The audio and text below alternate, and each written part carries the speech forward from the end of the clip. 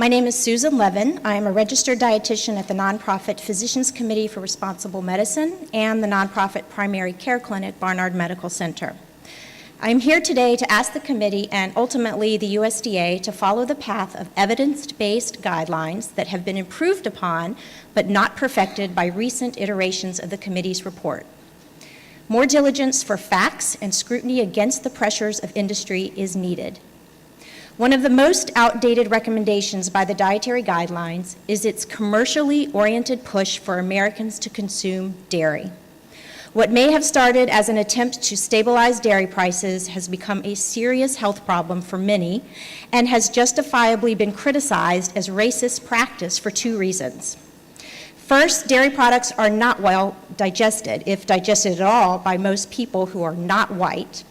And further, as the leading source of saturated fat in the diet, dairy products contribute to chronic diseases, including heart disease and prostate cancer, that disproportionately harm or kill people of color. In later childhood or early adulthood, the majority of Black, Asian, and Native American people lose the lactase enzymes that digest the lactose sugar in milk and other dairy products. Commonly referred to as lactose intolerance, this is not a disease, but is rather the normal human condition. Due to the prevalence of lactose intolerance and the symptoms it causes, milk consumption should not be recommended. Americans are well past accepting Northern European-centric dietary recommendations that do not work well for most people.